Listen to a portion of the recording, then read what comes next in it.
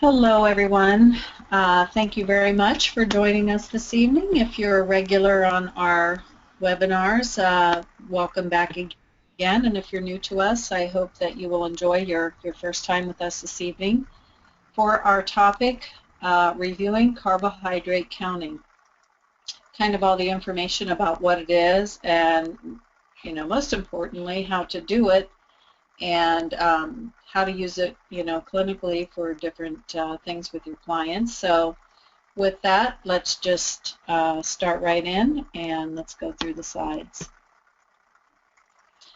So I guess the first question that comes up is, why would anybody think about doing carb counting? And the primary reason is that research has now shown, and we know that one of the major contributors to inflammation and chronic disease risk in people is an after-meal spike in glucose levels, and the situation where the blood is overloaded with glucose and fat and nutrients and cannot adequately handle those nutrients. So this postprandial dysglycemia is the after-meal response of the body where the blood is flooded with the nutrients and where it is especially loaded with glucose, and therefore insulin levels spike, and that is a response in the body that has quite an inflammatory effect. So the primary reason to control carbohydrates is to address this issue of postprandial dysglycemia. And so a way we can do that and bring awareness to our clients on this issue is to introduce them to this idea of reducing their carbohydrate intake by a certain amount. And a method for doing that is something called carbohydrate counting. So there have been studies done on ways to effectively do this where we reduce this post-meal dysglycemic effect. And there were several important factors that were identified with your way of eating that were found to be helpful. And of course, one of the central to it is point number 1 here on this first bullet point, is that people need to change the types of carbohydrates that they're eating and probably the amounts, although in a lot of the anti-inflammatory diets, the way that the amount is addressed is to simply say limit our portion sizes. So we change the quality of the carbs. Instead of high glycemic carbs, which are refined white flours, white rice, potato, switch it out to lower glycemic index sources of carbohydrate. And of course, the lowest source of carbohydrate in glycemic index and a small amount of carb and a low amount of calories are non-starchy vegetables. Fruits are fairly low in glycemic index, and compared to refined sugars, they're way lower. And of course, they're a source of fiber and more nutrient dense, so they're considered appropriate choice. Whole grains, legumes, and nuts. The other thing that can help counteract this tendency for the blood sugar to really spike after a meal is to kind of do what I call grounding a meal by consuming lean protein sources with the meal. And this particular study, and you'll have the study citation on the next slide, says at all your major 3 meals, consume a portion of lean protein. And that really helps hold down the glycemic response of that meal, each meal that you do these measures with. The other thing is to eat a handful of nuts a day. Believe it or not, when we eat nuts daily, this helps reduce post-meal dysglycemia. Not really known all the reasons why, possibly due to the rich trace mineral content, but just when they studied dietary habits of people after meals, when you ate a handful of nuts, with your meal, it helped keep down the glycemic response. Interestingly, eating a salad every day as well, and they specifically say consisting of leafy greens with a dressing of vinegar, because vinegar itself was found to hold down the after meal glycemic response. So key here is avoiding highly processed foods and beverages, especially those with sugar, high fructose corn syrup, white flour, and also eliminate trans fats. And then, of course, as I said, to address the quantity issue, it was simply the recommendation to limit portion sizes. So this way of eating is what we call an anti-inflammatory diet. And then other recommendations out of this study from 2008 were that people should try to maintain their weight and avoid becoming overweight and obesity, which these types of recommendations always, astound me because, if it were so easy, people would already be there. And gaining weight is one of the things that in and of itself causes insulin resistance and jacks up that post-meal glycemic response, but people, it's not an easy thing to do. So just saying control your weight isn't necessarily that helpful for people, but oh well, this was included in the recommendations of the study. Try to control your weight, perform physical activity. And one other thing, believe it or not, consuming an alcoholic beverage with a meal, believe it or not, is a factor that holds down glycemic response. So a glass of wine with a meal is not such a bad idea from a glycemic standpoint, but of course, with alcohol there come other challenges. We have to make sure people are not prone to alcoholism, that type of thing. So that's why they say, if no history of alcoholism, then an evening meal alcoholic beverages is okay when it comes to glycemic response anyway. So that's anti-inflammatory diet recommendations. Let's move on here to the next slide.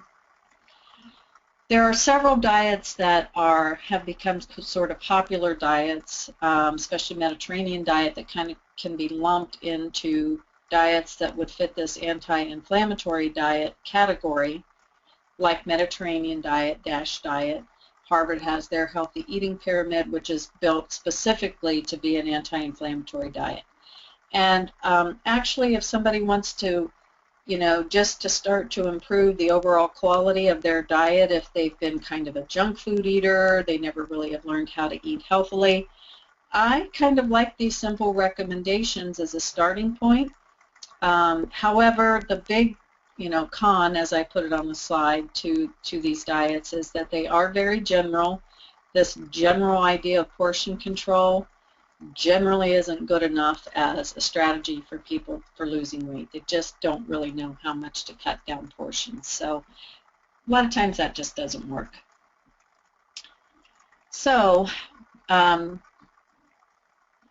one of the factors that this whole idea of controlling carbohydrates involves is this concept of the types of carbohydrates that we eat and how much they cause our blood sugar to spike after we eat. And so this whole glycemic index and glycemic load thing comes into it.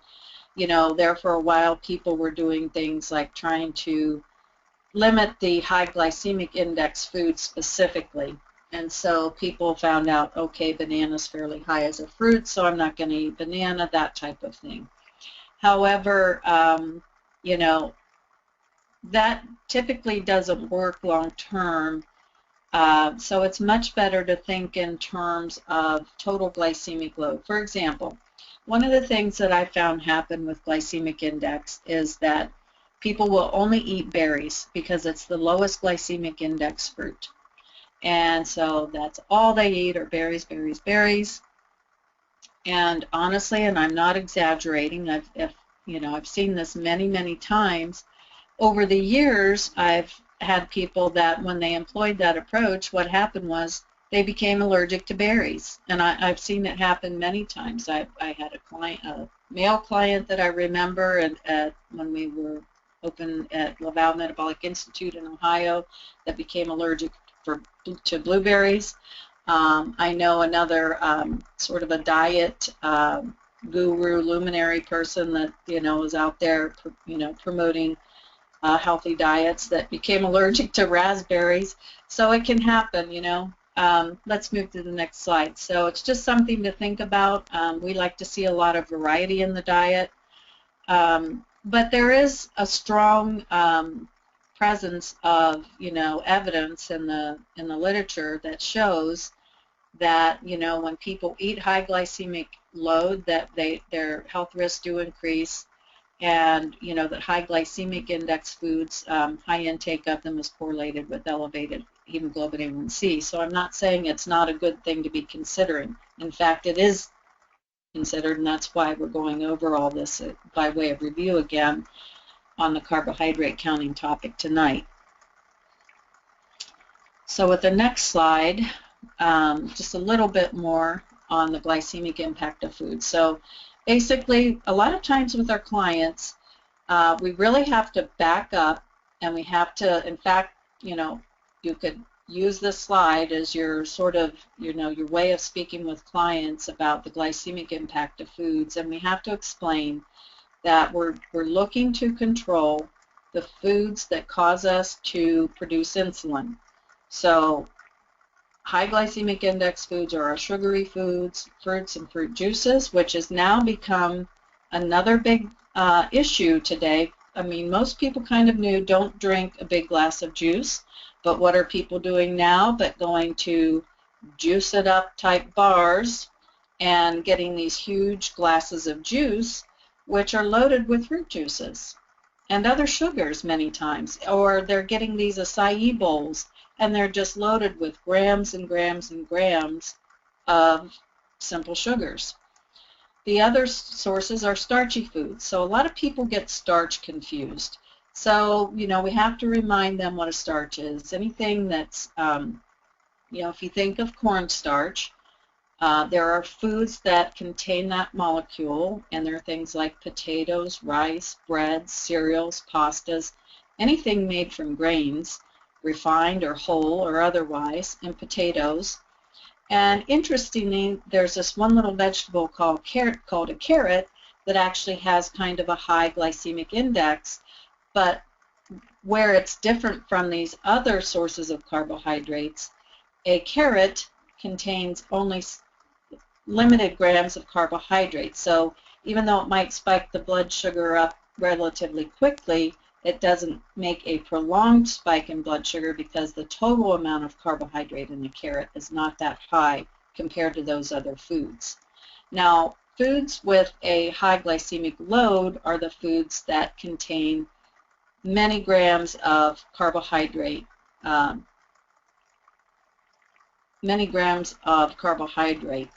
period. So per unit. So let's say on a whole grain or a starchy food, you're going to get 15 grams of carbohydrate in about a half a cup. Same with fruit. With some real concentrated fruits that are dried, like dates or raisins, it could be much less than that, maybe only an ounce or so, a tablespoon of the fruit, that you'll get 15 grams of carbohydrate. So the foods that do not spike our blood sugar are animal proteins, non-starchy vegetables, so those are your things like broccoli, cauliflower, celery, etc., and our fats. Next slide. So again, how high and how quickly blood sugar, so people understand which foods we're talking about. But believe it or not, people like it when I tell them. A lot of times people have heard, well, I've heard I shouldn't eat carrots. And I say, no, there's only about 5 grams of carbohydrate and a half a cup of carrots. So it's in a different category. Even though it might make your blood sugar spike a little bit from the carb that is in there, the total amount of the carbohydrate in the food is not that high.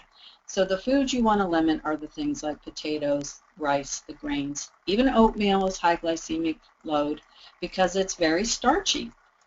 So as you can see there, 15 grams of carb in a very small measurement of the food. So when we look at overall approach to dieting, as you know, a very popular approach out there is to just do calorie control, a low-fat calorie control diet, something like Weight Watchers, which most of those are set at the intake being about 50 to 60% of the calories coming from carbohydrates. And the good news is that most of these types of diets are now offering a lower glycemic option, you know, lower glycemic index foods, higher fiber options.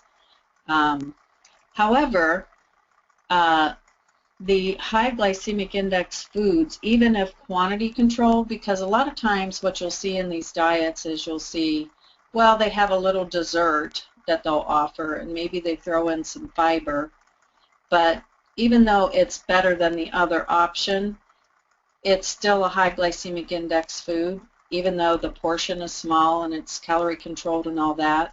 It can be enough to stimulate appetite. And in fact, that's one of the drawbacks of that way of eating, is that, you know, people don't want to give up desserts, but sometimes even the small little portion of it, all it does is it stimulates appetite and makes you want to eat more, and then it makes it hard to stick with, you know, maintaining that lower calorie intake. So the low glycemic index and low glycemic load foods are much more satiating, and it has to do with the rise and fall of blood sugar after eating those higher glycemic foods. So it's a way to help control appetite by, in whatever diet we choose, employing this lower carb, you know, carb control portion or part of it into the plan. So, you know, what the government has evolved to is this MyPlate method.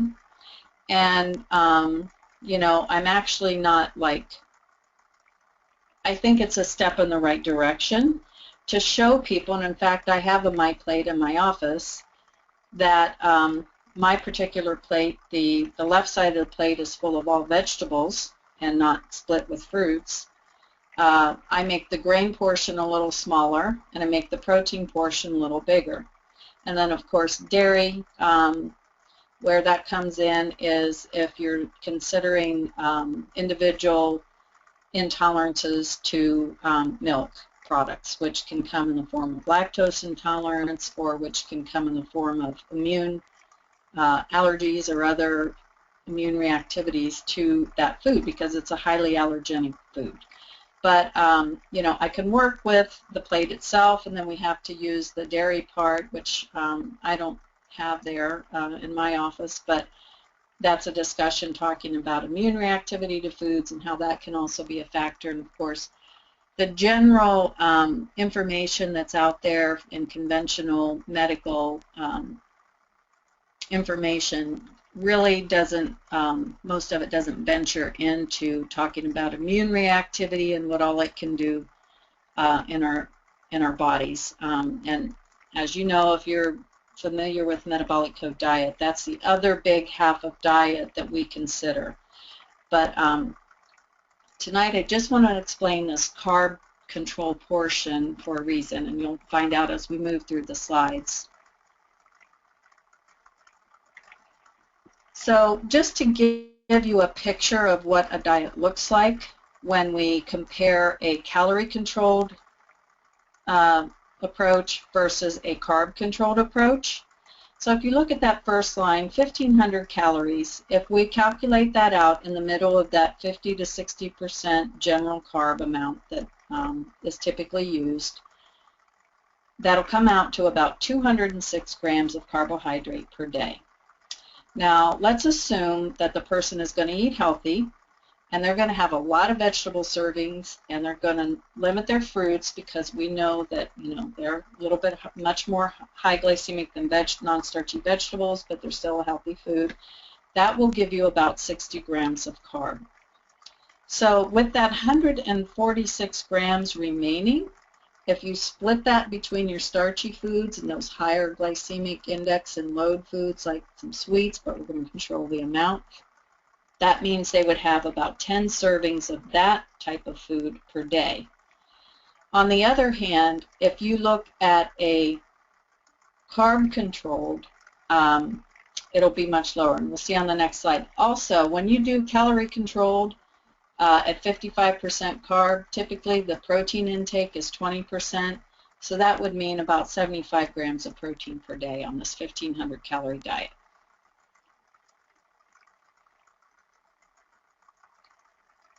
Next slide. So if we look at a 1,500 calorie diet at a 20% carb level, which would be in the low carb diet category, a low carb diet can be anything from 10% clear up to 40%. So there's this wide range of carbohydrate intake. When people just sort of lump low carb diet, that's where that falls. So different versions of low carb diet out there have different percentages of carbohydrate intake. 20% is fairly low. So let's look at this and say 75 grams of carb, and we're going to eat those non-starchy vegetables, which average 5 grams of carb per serving, and a serving is 1/2 cup cooked or 1 cup raw. And let's say they're going to have a few of those starches and fruits, which are 15 grams per serving, and the serving size varies widely, and I'm going to go over this more later. But if they're consuming the recommended 10 vegetables per day, so let's say we're going a little bit higher even, then this would leave 1 to 2 starches and 1 to 2 fruits. Since we've ratcheted down the carb, we go up on the protein and fat. 25% carb or protein level is, you know, actually pretty high. Just the way it breaks down with your actual diet, and if you get up to 30%, that's a little bit hard to accomplish unless the person uses protein powders. But regardless, with that range, they're going to be taking in 105 grams of protein. When you get 20 grams of protein from your other foods, that leaves about 85 grams of animal protein per day. That's 12 ounces split up between the 3 meals per day. So that would follow that anti-inflammatory diet recommendation perfectly. If we have a serving of lean protein at each major meal, say 3 ounces at breakfast, 4 ounces at lunch, and 5 at dinner, something like that, where you could split it up evenly. Okay, moving on. So this is a study that showed when people reduced the intake of high glycemic index and high glycemic load foods, that everyone and every group lost weight and waist circumference, but because they were calorie controlled. But the high carb groups, they split those up. One had lower glycemic index. The one that had the lowest nearly doubled the fat loss. So why I like to include this point is because I like people to understand that they can get to the weight that they need and want to lose by taking this approach to the diet. You can get to the fat loss. We don't want to lose muscle. We don't want to lose lean mass. And that's something I've reviewed in my other webinars, is that, you know, they've really got to understand that, you know, your approach that you take to diet, it's not all just about the weight loss. You want to lose fat. And more people are aware of this as an issue, but this is the way to do it, is to look at your intake of high glycemic index and high glycemic load foods, and by reducing that, that's what will help you get to losing the fat and not just losing lean mass and hopefully some fat with it. So this is another diet study that I like to review when I'm kind of giving, you know, we're trying to show people there's an evidence base that's out there for this approach to weight loss and to health, you know, to maintaining health. So, you know, it's not just some fad thing that's been studied, and, you know, this is what we know from studies. So an American Heart Association diet is the diet that's outlined in that first bullet point. So this is a low-fat, calorie-controlled diet. They're usually no more than 30% fat. And when they followed this diet on this study for 2 years, in two years' time, they only lost 3.3 kilograms, which of course doubled that, you know, maybe about 7 pounds they lost. On a Mediterranean diet, which is a little bit higher fat, and the thing is they emphasize using olive oil, so it's a healthier fat. This was also calorie controlled. They lost more weight, 4.6 kilograms, and of all the diets, that diet had the highest intake of fiber. So they point that out, I guess, because on that diet with a little bit higher fat and maybe a little bit lower carb, there was more favorable glucose and insulin response than in the low-fat diet, especially in diabetics. So and the cholesterol to HDL ratio was reduced more on that. Then we look at the low-carb diet. And this was not a, oh, let's go back. I need to do that last point on there. The low-carb diet was not calorie controlled. It was simply carb controlled. And what they followed was an Atkins type approach where it was the 20 grams of carb induction, and they were instructed to follow the way the diet, that approach, recommends, is to eventually go up and not exceed 120 grams. And that group lost the most weight and had the greatest drop in triglycerides and the best improvement in the cholesterol to HDL. So that ratio, which means their cholesterol dropped the most and their HDL stayed higher, that was down 20%. So it was a good outcome with the greater carb control.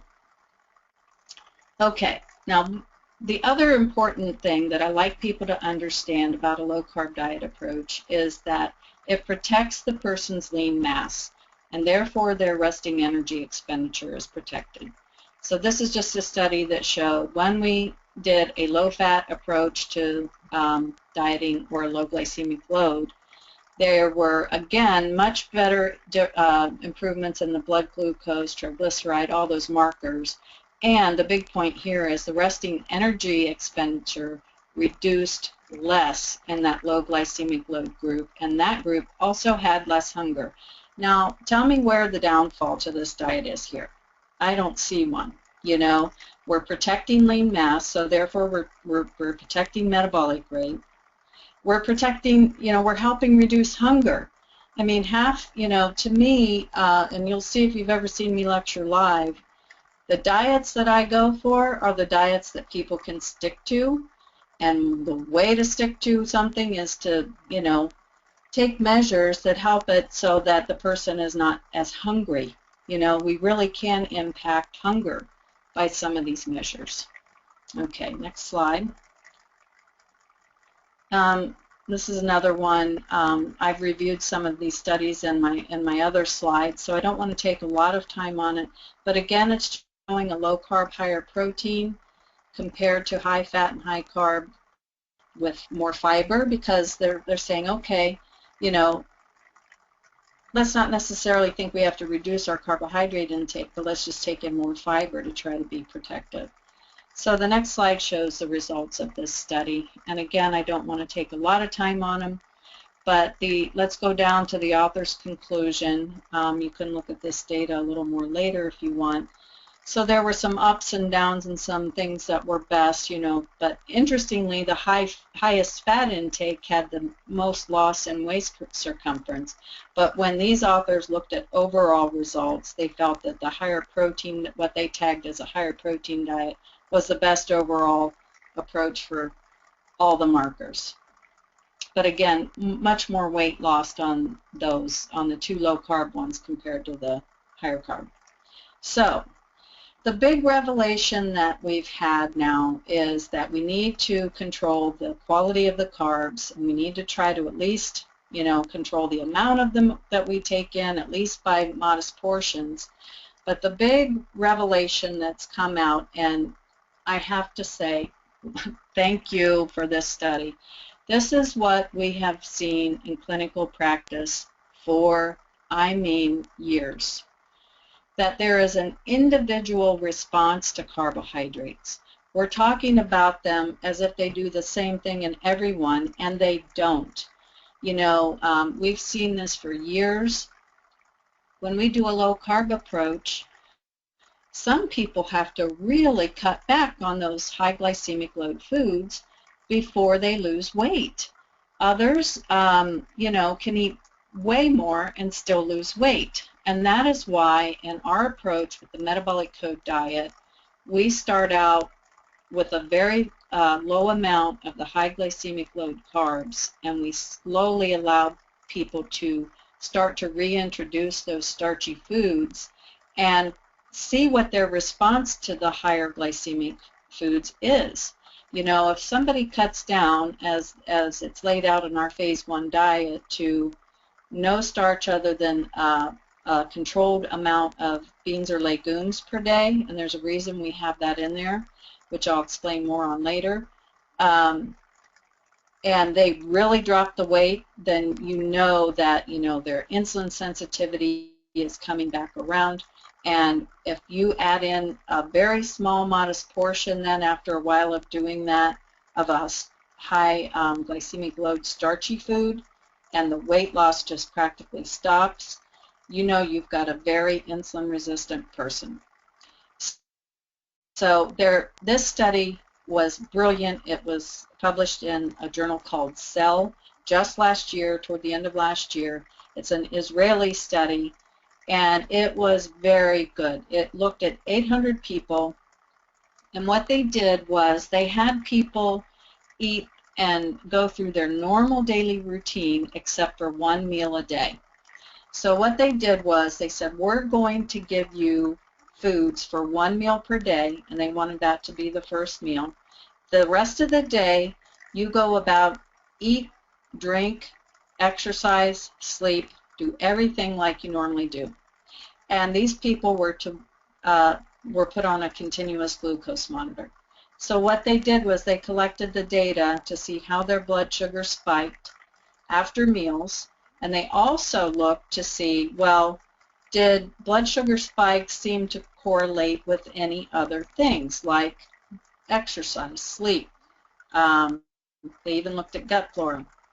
So what they found out was no shock to, I think, the study authors, and certainly no shock to us. We observed this clinically, as I said anyway, that there were wide variations among the study subjects to the same glucose intake and the same type of glucose and the same mixed meal loads.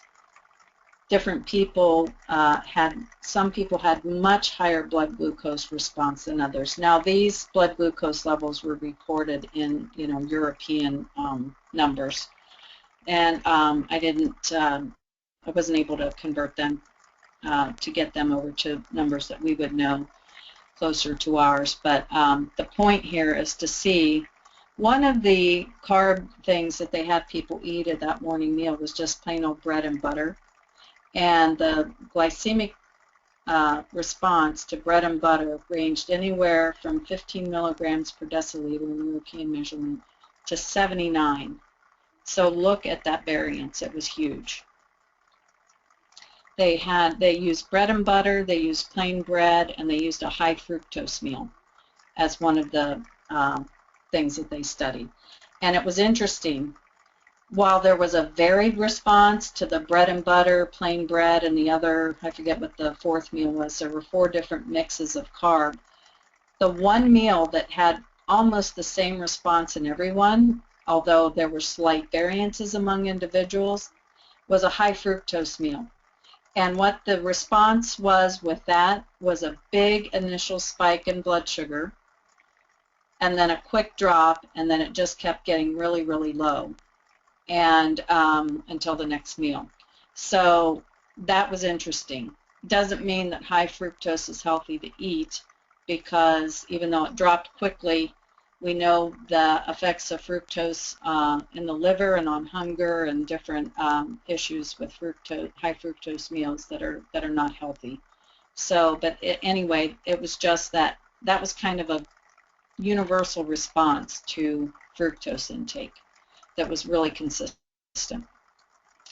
There were other things that they found in the study, like that there were certain foods that definitely tended to be more consistent, that in almost everyone there was a higher postprandial glucose response, and that was things like potatoes and rice. So it was good. It was consistent with other findings in other studies.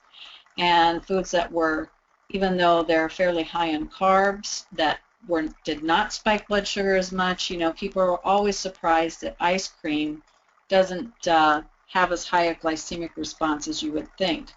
Well, why is it? Because even though it's full of sugar, it's full of full-fat cream, and fat lowers glycemic response to meals, so a high fat intake along with the meal can bring down the glycemic response in most people. That is not a universal response, though, they found. But, you know, so I always tell people, look, if you want to eat something that's ice cream-like, just go ahead and eat regular ice cream. Don't eat sorbet that has no fat, no protein, because that's the other thing that ice cream has. Just eat, you know, regular ice cream or something that's higher in fat. And, you know, just keep it to a modest portion. Beer had lower glycemic response, and also dark chocolate. So just, and those were other things that were, again, consistent with other studies, other findings. So what they were looking at, that PPGR, that stands for postprandial glucose response. So what were the factors that, when they looked at all the responses of these 800 people, that were things that tended to be correlated with higher glycemic response after meals? So all the markers of insulin resistance. Not surprised by this, right? Because this means insulin resistance means that our body isn't dealing well with glucose. You make insulin, but it just doesn't, you know, the cells are not responsive to the insulin anymore. They become resistant. So when people have a high hemoglobin A1C, when they have elevated BMI, when they have elevated blood pressure, when they have, actually, this was an interesting one, this ALT, which is a liver marker, that being high, which makes sense because, again, when people have insulin resistance, they're not dealing with their glucose well. What happens? They tend to develop fatty liver. And from fatty liver, you can develop liver damage. So these markers were positively correlated with, you know, the more they were, the higher they were, the higher the postprandial glucose response was. No surprise there. There were other things that affected it, the carb and fat content of the meal. So the higher the carb intake, the higher the postprandial glucose response.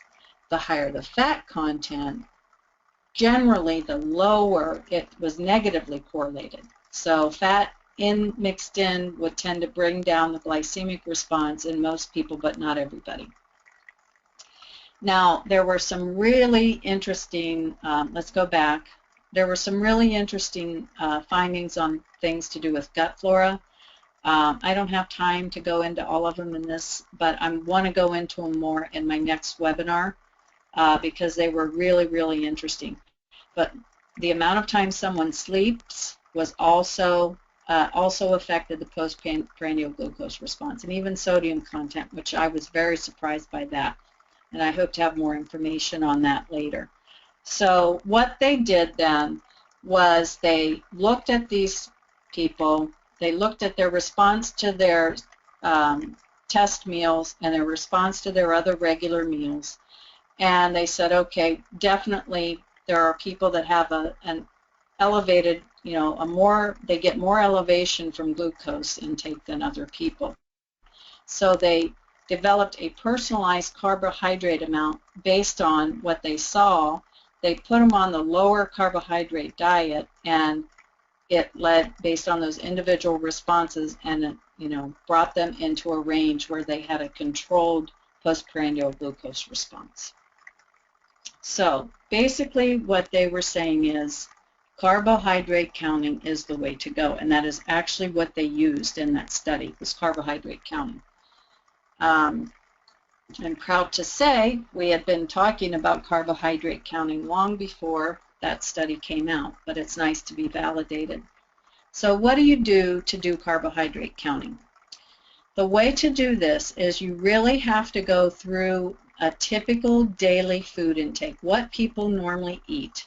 And I tell people, you know, be really honest and be really as close as accurate as possible on the amounts of the carbohydrates you're taking in, because the more you're eating now, you know, the less you'll still be able to eat a little bit more even with your reduced amount. If people tell me that they're only taking in let's say, you don't know what 6 servings is yet, but we're going to go through that. They're only eating 6 high carb food servings a day, and I have to cut that down to only 2. That's harder to comply with.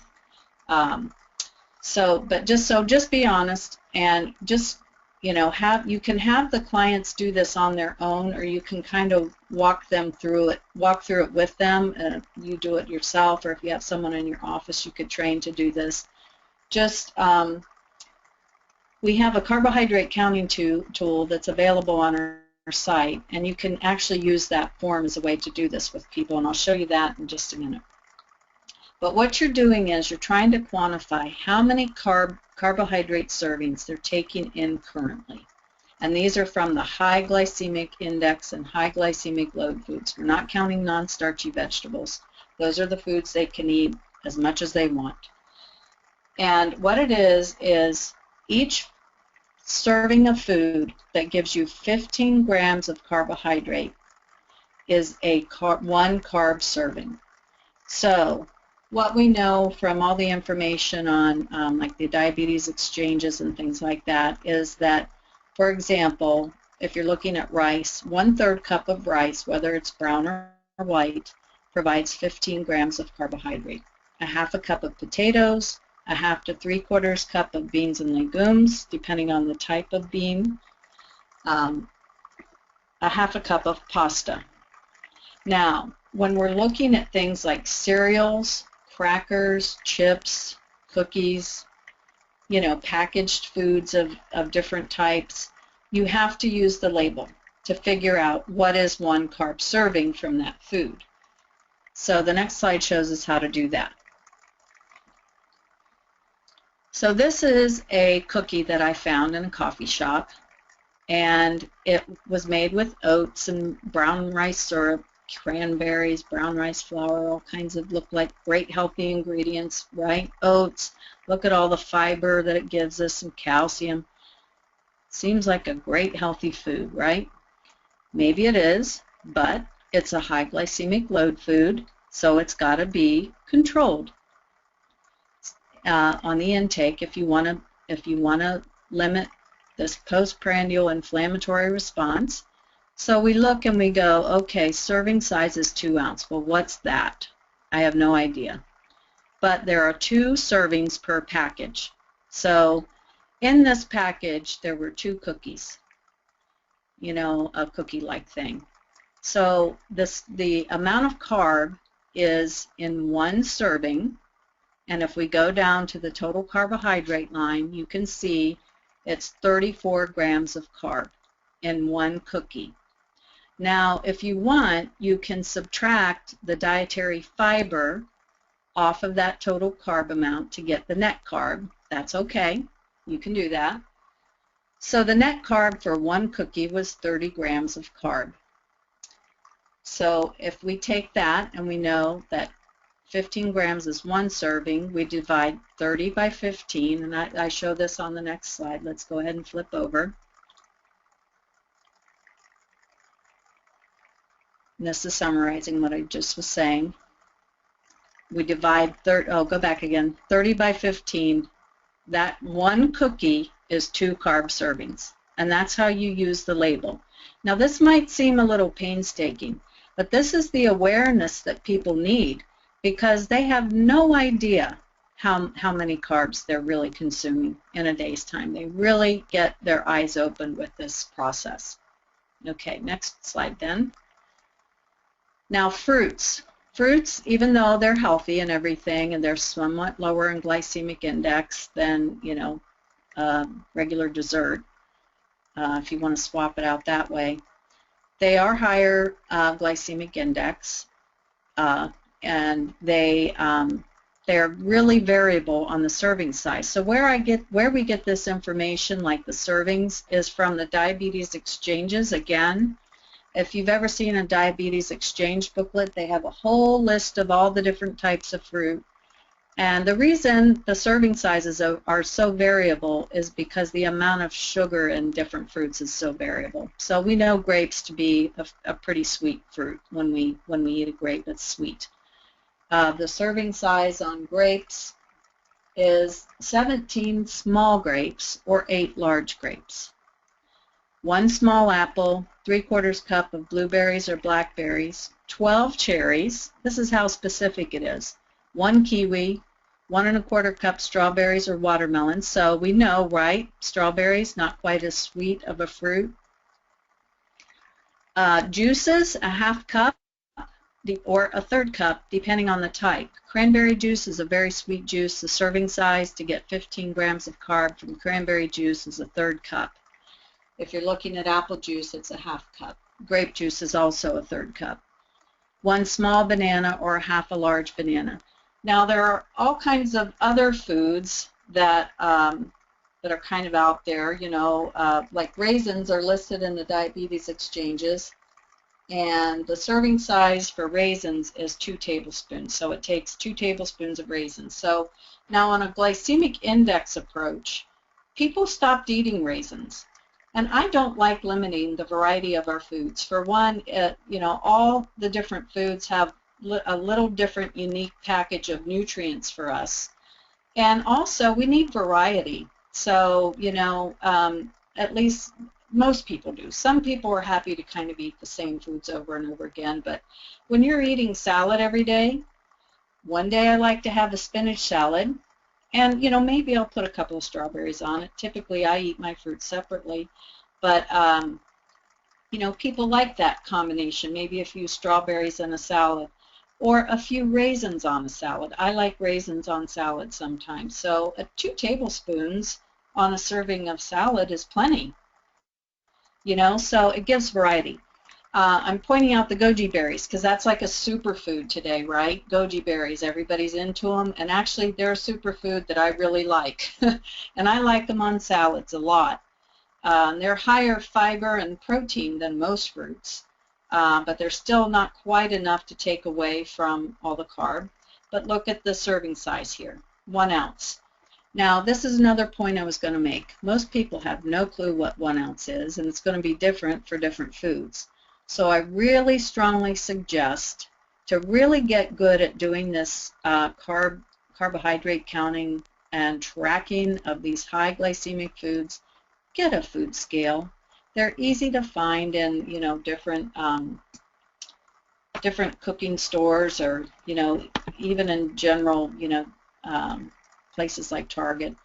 And you can actually just throw some on that scale and find out exactly how many is, you know, goji berries is 1 ounce. When I measured them out on my scale, it was a good, you know, like fill the cup of my, you know, when you cup your hand, filled that up pretty good. But 21 grams of carbohydrate, and if you subtract that 3 grams of fiber, then that's 18 grams net carb, divided by the 15 grams per serving, it's a little over 1 serving if you eat 1 ounce of goji berries. Okay, so this is the process. So what we have done, it's such an important thing for people to do and have an awareness of with their diet. We put together what we call a carbohydrate counting tool. And this is the introductory paragraph at the top of the page. And it just explains to people that, you know, the type of carbohydrates, we said quality, but it really means the type. An amount we eat is a key thing for helping us manage our weight and preventing these chronic diseases that are, you know, becoming epidemic, especially diabetes and heart disease. So we put together the tool to help people go through this process to say, okay, how many carbs are you taking in a day? So the next slide shows some of the list of foods that we put together to show people. Now, this is not a comprehensive list, but we tried to get most of the really common foods that people eat so that they could see. And we did it by categories like starchy vegetables and beans. So about a 1/2 cup of potato, sweet potato, peas, corns, grits, things like that. Now, we generalized on this, on the beans, to a 1/2 cup, just because we were trying to fit in as many foods as possible. But if you go to the trouble to look at a diabetes exchange list, you'll see, for example, that with lima beans, it takes 2/3 cup to get that same 15 grams of carb. But again, we just wanted to keep it general for people here. Also, people need to be aware that hummus is hummus and bean dips. It's about 1/3 cup. And then we have all the listings of the fruits. In general, 2 tablespoons of a dried fruit, just the things that I just went through with you earlier. And then the breads, grains, and cereal category. And generally, 1 slice of bread, depending on, you know, the size of the slice, the thickness of the slice. So you really kind of have to go by the labels on the breads. But in general, 1 slice will be somewhere around 15 grams of carb. Some pieces of bread are as low as maybe 12 grams, and then others might be up as high as 18 grams or more per slice. So you really have to look at the label. You also need to look at the nutrition information on things like English muffins and bagels and even small muffins. It's a very small amount of those that it takes to get the 15 grams of carb.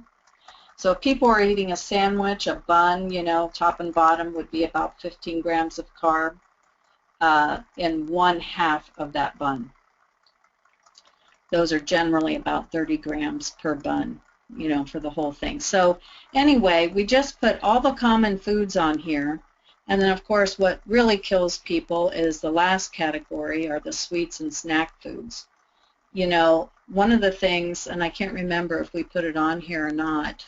I think we ended up not putting it on here. But you have to watch these flavored coffee creamers, because people can really, you know, give a good old pour of it in their coffee, and before you know it, you can have a good 15 grams of sugar in there. So people need to watch those. So anyway, the next slide will show at the bottom of the carbohydrate counting tool, we have an area where, and we have instructions above this that tell people, go through your typical day, look at what you eat for breakfast. Do you have a piece of toast? Do you have 2? Do you have a bagel? What do you have?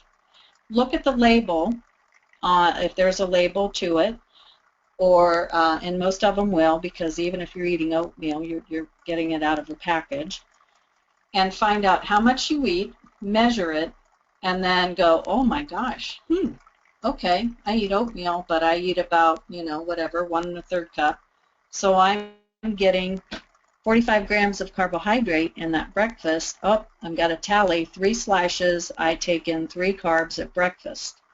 Oh, and then mid-morning, you know, somebody typically has donuts, I eat a donut. We go back up to our list, we look how much is a donut, or we, you know, if you can get nutrition information on it, if you have donuts from the store or something, or a muffin, you know. Oh, I don't eat that, I eat, you know, ate a little bit of fruit, I'm pretty healthy. Okay, I eat another carb in fruit at my morning snack. And just go through your whole day like that. At lunch, do you eat a sandwich? Do you go and get Chinese? Do you have rice? You know those big tubs of rice. Most of those will have a good 3-4 cups of rice, and you know, people can eat it all. If you eat 3 cups of rice, remember I said a 1/3 cup rice is 1 serving, that would be 9 carbohydrate servings. And then if they get to dinner and they go, oh, okay, I usually have a potato or a sweet potato or something, even though a sweet potato is healthy, it's a high glycemic load food. So total it all up, how many do you take in a typical day? And I would say on average, it's really, really common to get in a good 10, 12, 14 servings a day. But this brings the awareness, and it's a great tool to use. And what I like to do is keep copies of it sitting out in our lobby, so when people are sitting there waiting, they can pick it up and look at it and go through the exercise. So it's available as a tool that we offer. It's on our lifestyle guidance portal. For those of you that are already Metabolic Code subscribers, it's under the Diet Resources tab. It comes in really handy when you have your clients that have their weight around the waist, especially in the belly, you know, and they are overweight and they have all these insulin resistance, you know, issues with elevating blood glucose, high blood pressure, or elevating blood pressure, elevating blood sugar. and they need to get it under control. You really need to have a good talk with them about understanding that where that typically comes from is over intake of the wrong kind of carbs, and you need to get it under control. Another way that you can get the Metabolic Code Carb Counting tool is to go to the JimLaValle.com site, and there's a link for it there that you can just enter in your email and it will get emailed to you.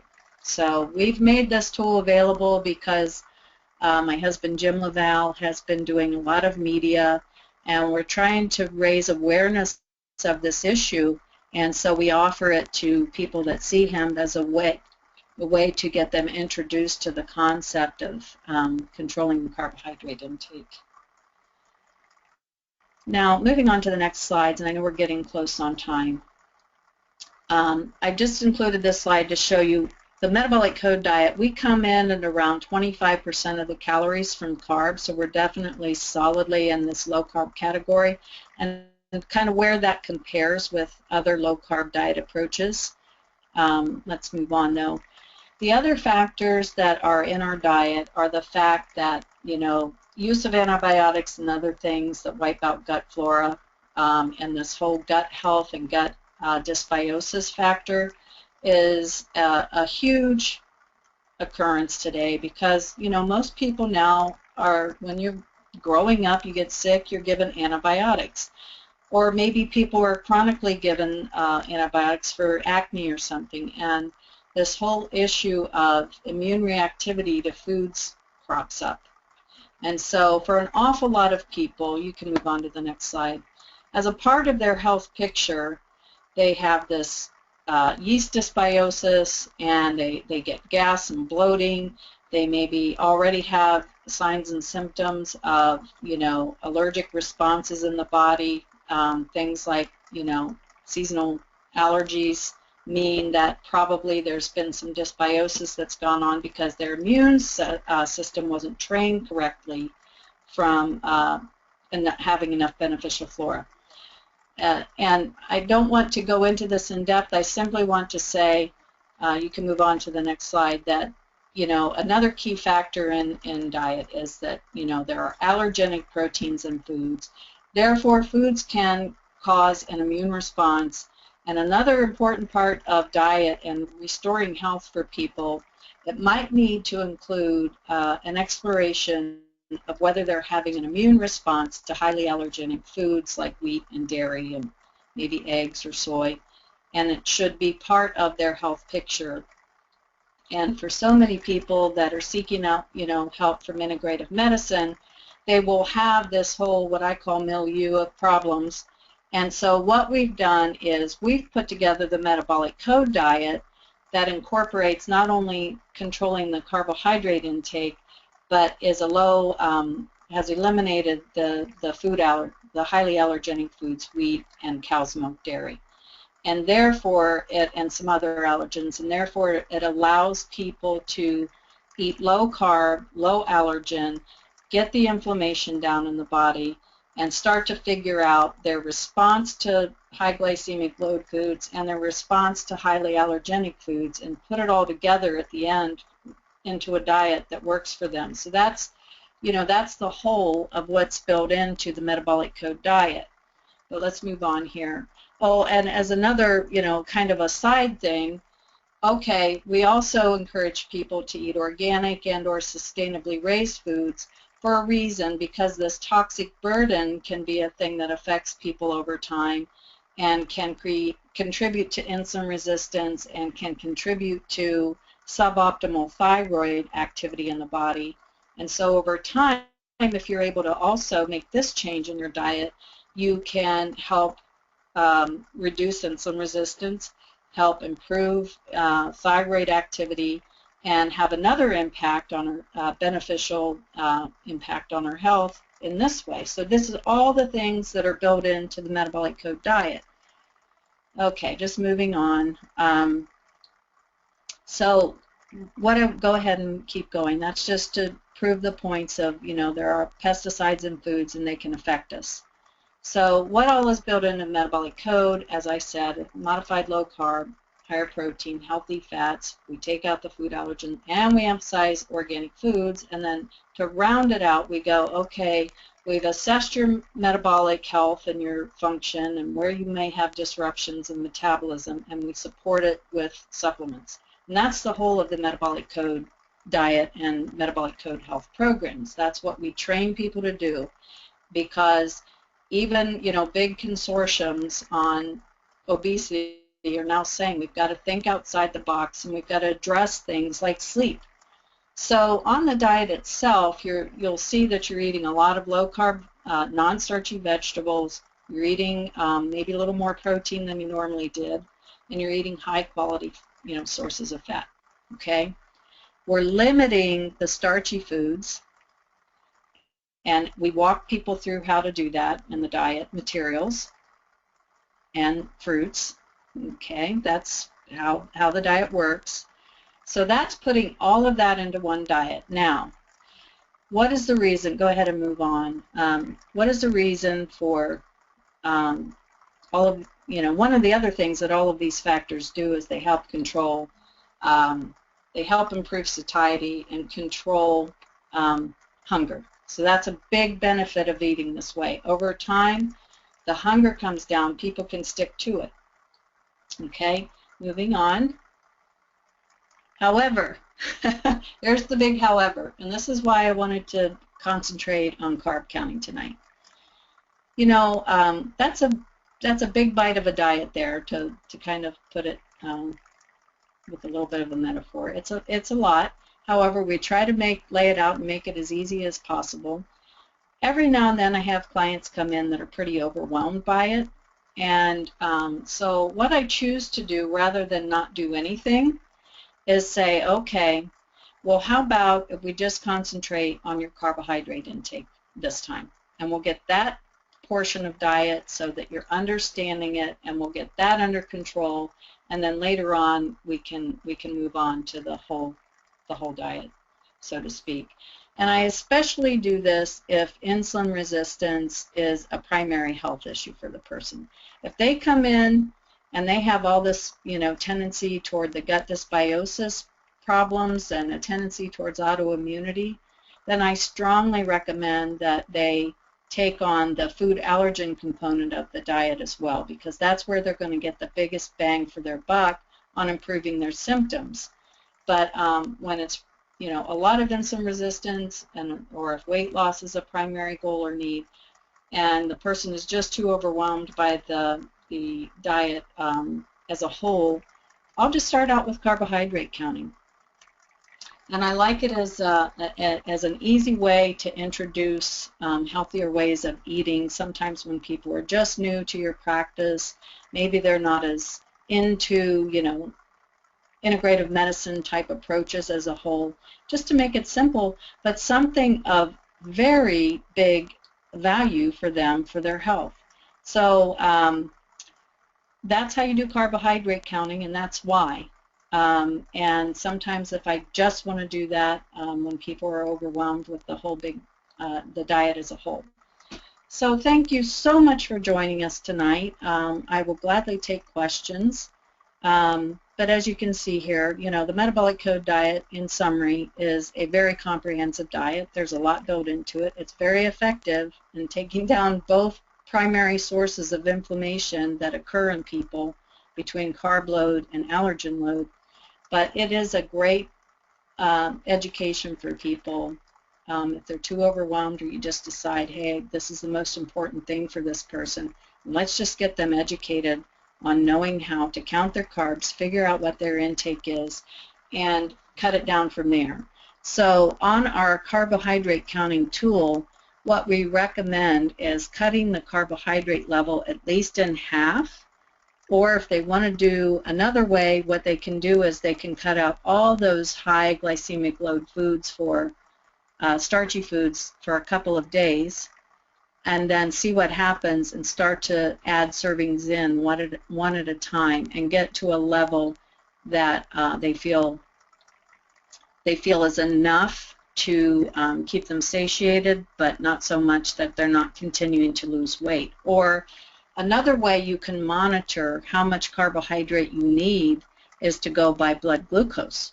So if people are up for it, they can get a blood glucose monitor. They can look at their blood glucose levels after they eat, and they can say this, 2 starch servings at a meal is an amount that my blood sugar doesn't spike too high for too long. And this, while that's a little more involved there, that's really one of the primary things you're after, is that postprandial glucose control. So anyway, the tool is available in our lifestyle guidance portal. And are there any questions?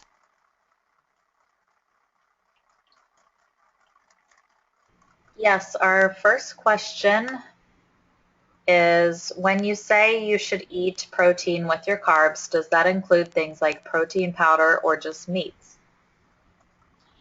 If it's like say a morning meal especially, that seems to be where it's easier to use protein powders. But it could be with another meal, but in general what they were referring to in the study was actual animal protein.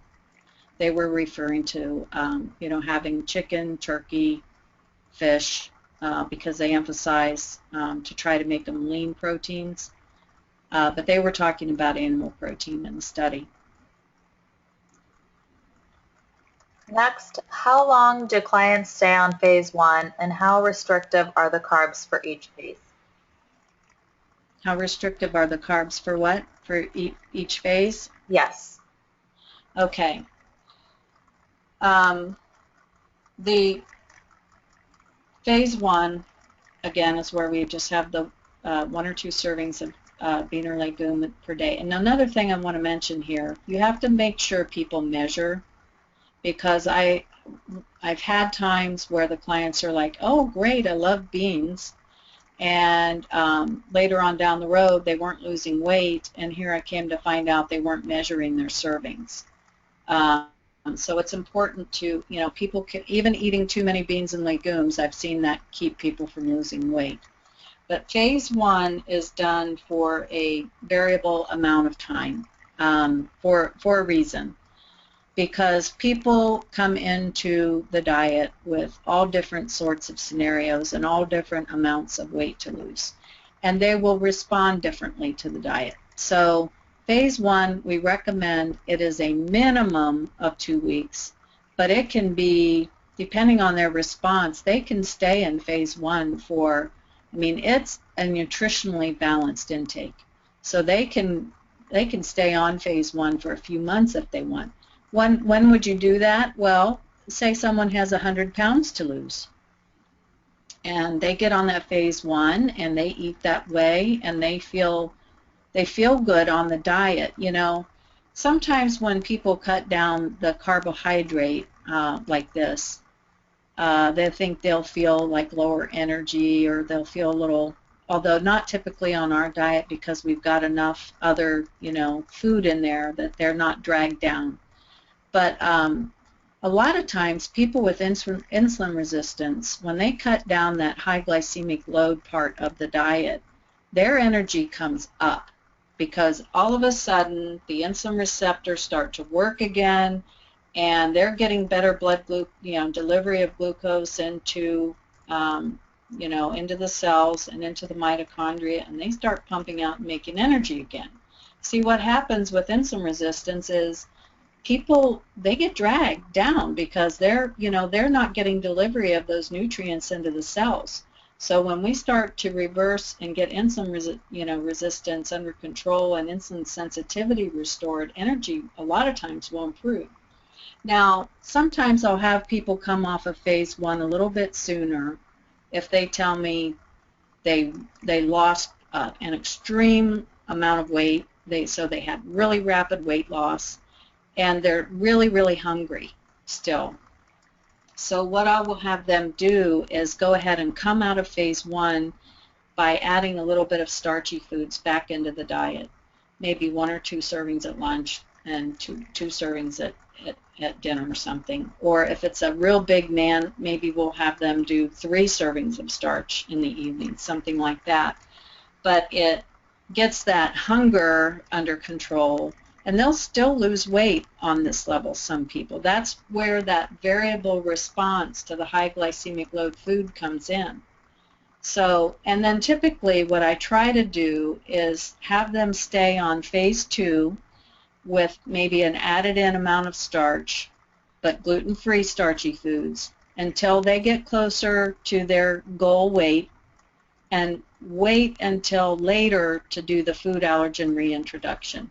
I like it if people don't do food allergen reintroduction anything before 3 or 4 months. That would be a minimum to do phase 1 and or phase 2. And then wait and do that food allergen reintroduction way later. And in fact, if it's somebody with, you know, with the autoimmune tendencies and the gut dysbiosis issues, I try to get them to wait at least 6 months, because my goodness, they just got their symptoms under control. You know, their joint pain is going away. Why would they want to upset the apple cart, so to speak, by, you know, doing an early reintroduction?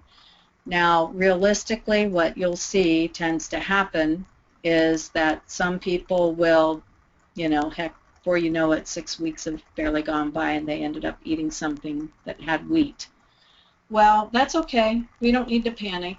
We just need to say, okay, well, how did you feel when you ate that wheat?